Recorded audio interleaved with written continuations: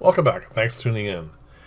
It's time to finish up this little set square stop. In part one, I had glued them together, and as you can see, I was so focused on making sure I got the slot properly aligned that I ended up reversing the two blocks, so the outsides are not aligned at all. Not a big deal, of course. The most important part is this, that it slides nice and easily on the ruler and has little or no wiggle in it, and I wanted it to be relatively tight, so that part worked out really well, so I'm very happy about that. And it's so simple to align the outsides. I could have done it on the belt sander, but because I am testing out how the milling machine is going to work for milling woods in general, I'm going to do it on that.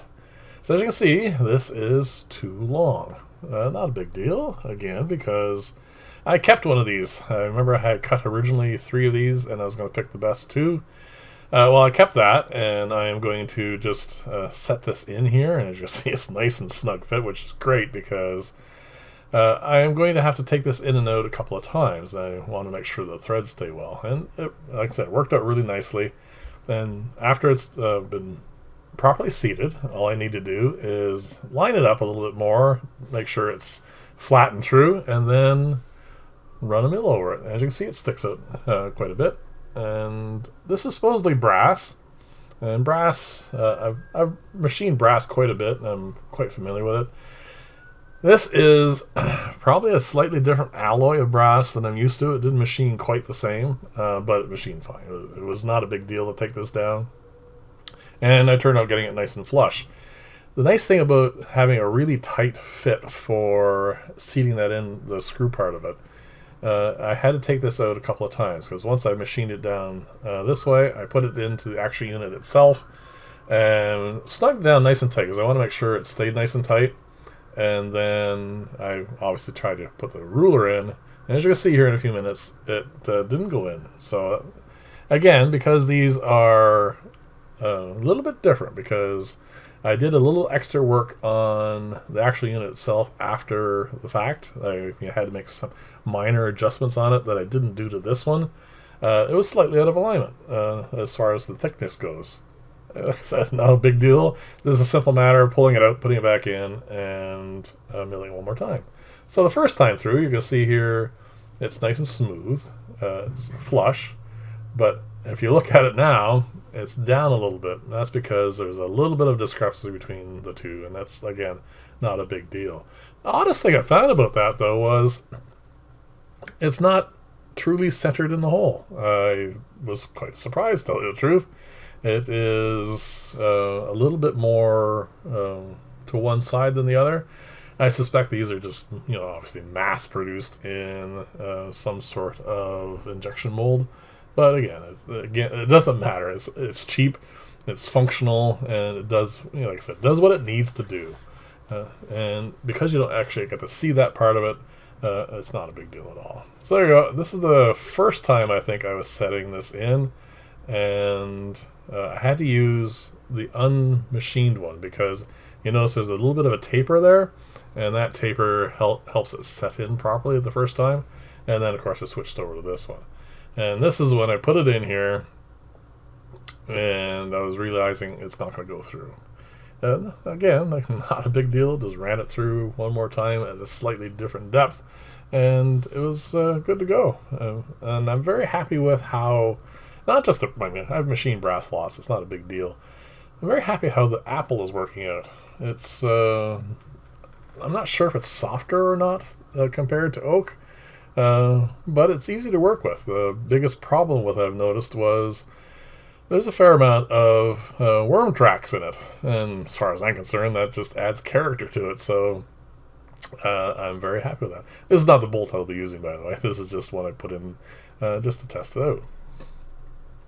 So there you go. I'm going to run this through the mill, and no time whatsoever. This is a simple matter of squaring this all up. You can see right on the bottom part there's a little bit of tear. That's not, like I said, that's not an issue at all because it's very easy to, well, in this case, just brush it off. But once I do a little bit of sanding on this, you won't even notice it. So there you go. One more thing I want to do, because I want this to be really robust, I'm going to put in 4 dowels.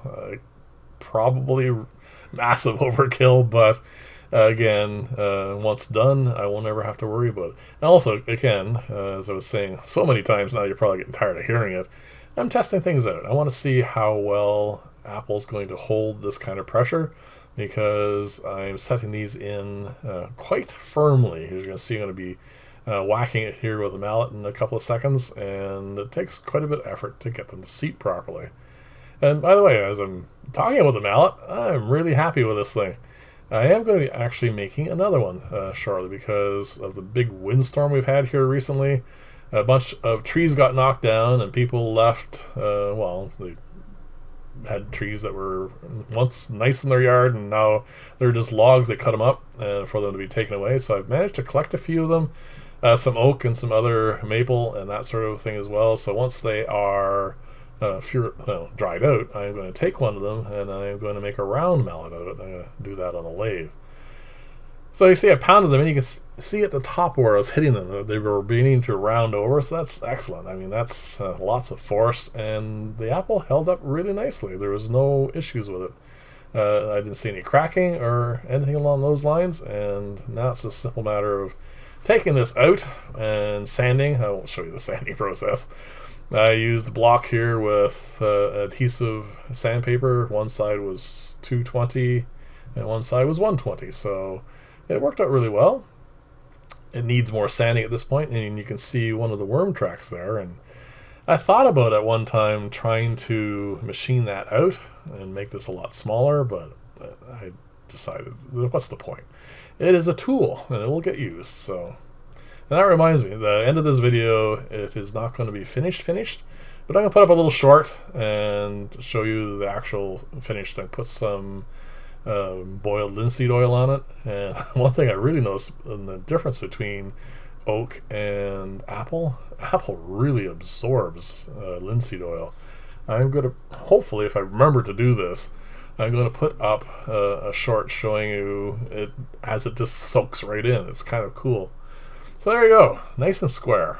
Now there's one more thing that I need to do, and that is, actually from my perspective also the more important part, which is take this off, flip it around to the other side, and I need to put a little bit of a 45 on this, because even though the point will work, I think it looks nicer with a 45. Definitely let me know in the comments below if you think so as well, because that doesn't look like it was, you know, meant to be the way, like set this way. So very easy to set this up in the mill at 45. As you can see, I'm just showing you a set square here just to show it, but it's much simpler. The process of doing it is just a simple matter of using some blocks that I have, and it sets it up really easily. I just wanted to show you that it was square. So now I'm just going to nick this down, and I'm going to do a little bit here first, because I didn't want to, you know, take it down all the way without, you know, double checking. So what I'm going to do here is, you know, that's probably about, you know, 3/8 of an inch there, and then I'm going to slide in the set square, and then the position that it would be used, slide it all the way down, and then have a look and make sure that it is actually at the right angle. And as you can see, it is.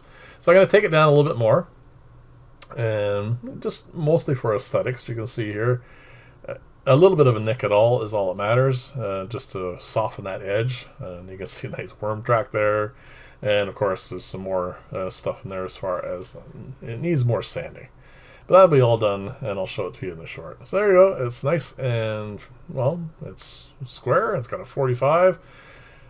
I decided to do the actual thumb screw for this exactly the same as I did for the third hand / marking gauge, and I'm just going to cut it down, and we're done.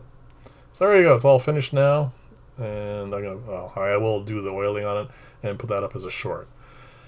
I like it. It's nice. Hopefully I'll get some use out of it. It's not something I'll be using a lot, not like the mallet I put together and some of the other projects, but it's something I think will come in handy, and making sure I always, you know, put something back in this spot where I wanted to for marking. So leave comments, let me know what you think of it, and I will see you in the next video, and bye for now.